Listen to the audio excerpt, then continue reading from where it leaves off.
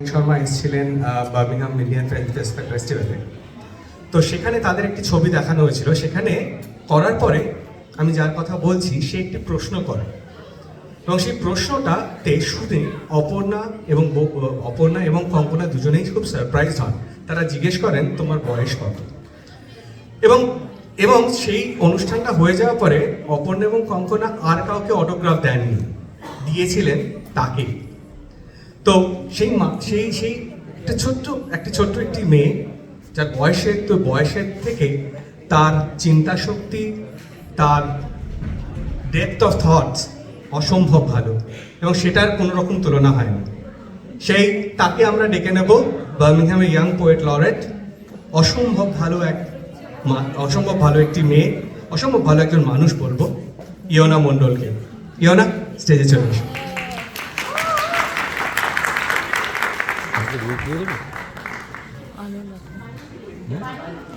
Yona বাইরে দিয়ে আসতো।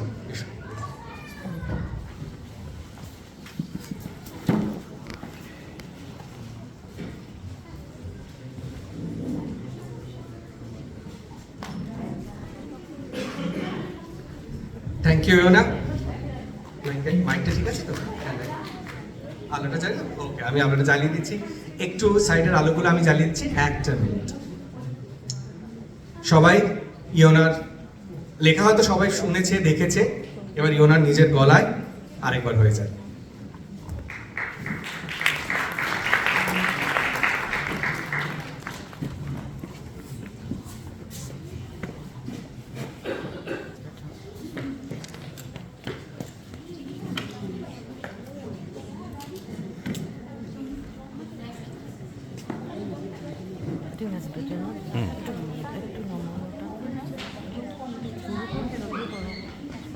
On my uncle for the very kind words.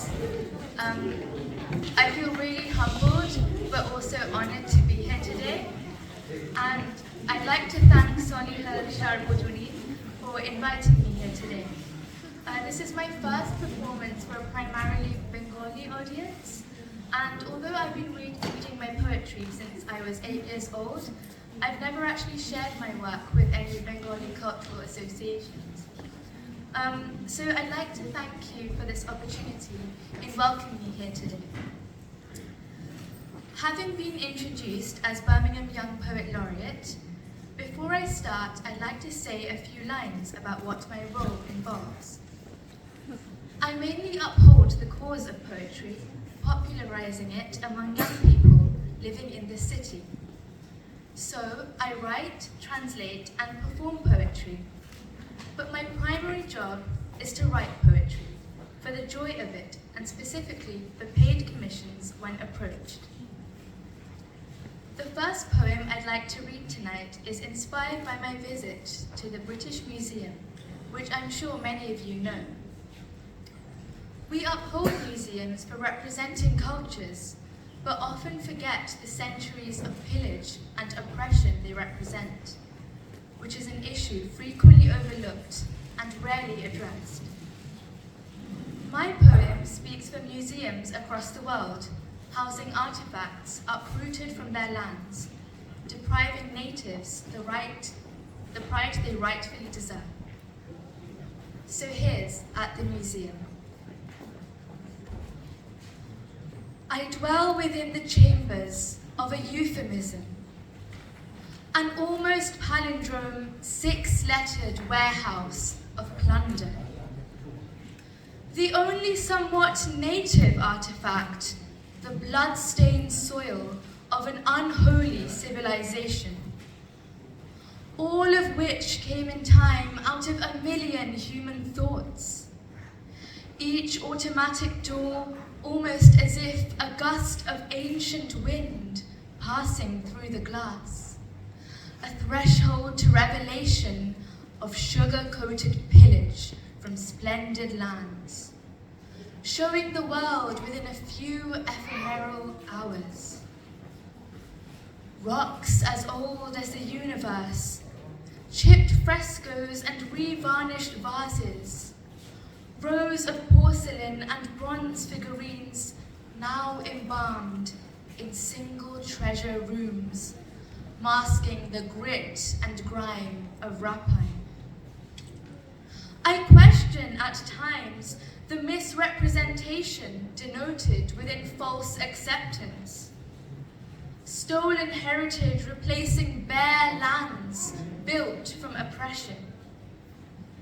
Memories of human thoughts trapped in each footfall in rooms of the past. The enormity making one forget of all that it is worth. The echoes of an infantile rhyme may leave your lips with disgrace. Finders keepers, losers weepers. To which we retort, weep as you lose the pillars that uphold your nation. Weep as the marble gives way to weathering, because nothing, or almost nothing, really ever belonged to you in the first place. To them, to you, or to anything at all. Thank you.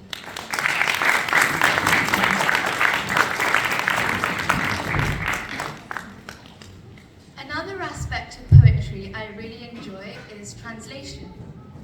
I translate when I cannot write the way I want to, when I'm short of ideas, and especially when I have writer's block. I've been brought up as bilingual and can speak and read Bangla fluently, so it seems a natural choice when translating. As the Young Poet Laureate, I also aim to uphold my culture and take Bangla poetry to the masses. The poem I've chosen to read today is my translation of Amol Kanti by Nirendranath Chakraborty, which literally translates to pure radiance. It is close to my heart for its simplicity and universal appeal. Amol Kanti. Amol Kanti is a friend of mine. We were together in school. He came late to class almost every day and never knew his lessons. When asked to conjugate a verb, he looked out of the window in such puzzlement that we all felt sorry for him. Some of us wanted to be teachers, some doctors, some lawyers. Amol Kanti did not want to become any. He wanted to be the sunlight, the timid sunlight of late afternoon when it stops raining and the crows call again. The sunlight that clings like a smile to the leaves of the jam and the jamrul trees. Some of us have become teachers, some doctors, some lawyers. Amol Kanti could not become the sunlight. He works in a poorly lit printing press, dropping in now and then to see me. Chat about this or that over a cup of tea, then gets up to go. I see him off at the door. The one among us who's a teacher could easily have become a doctor. If the one who had wanted to be a doctor had become a lawyer, it would not have made much difference. Yet, all of us got more or less what we wanted. All except Amol Kanti, who could not become the sunlight he always wanted to be. The same Amol Kanti who pondered and pondered over wanting to become the sunlight. Thank you.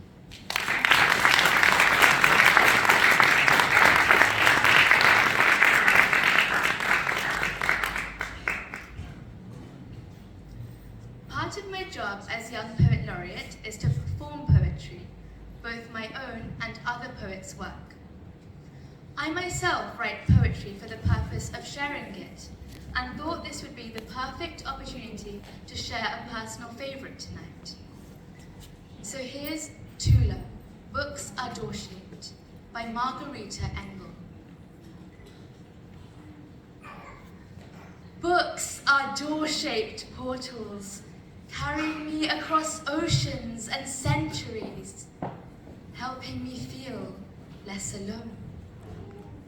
But my mother believes that girls who read too much are unladylike and ugly. So my father's books are locked in a clear glass cabinet. I gaze at enticing covers and mysterious titles, but I'm rarely permitted to touch the enchantment of words. Poems, stories, plays, all are forbidden. Girls are not supposed to think. But as soon as my eager mind begins to race, free thoughts rush in to replace the trapped ones. I imagine distant times and faraway places, ghosts, vampires, ancient warriors. Fantasy moves into the tangled maze of lonely confusion. Secretly, I open an invisible book in my mind, and I step through its magical door shape into a universe of dangerous villains and breathtaking heroes. Many of the heroes are men and boys, but some are girls, so tall, strong, and clever that they rescue other children from monsters. Thank you.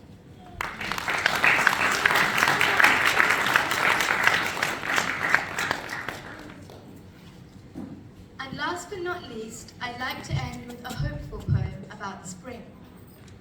Although not directly linked to the theme of Borscht and Borshali, I felt it would be an uplifting and positive note to end on. Spring. April is calling you, her Ava Gardner voice breathy and sweet, like fresh honey and cream in a green bowl. You see her apparition floating in the breeze on a lonely cloud. Blue irises in her locks, grass-stained dress, yellow galoshes, muddy but pure. And you can smell the earth after the rain, evocative, rejuvenating your soul from the depths of winter. And you brush your hand against the loam and sprinkle it on your skin, your heart awash with dew. And she asks you, and you take her hand and leave, a spring in your step. Thank you for having me.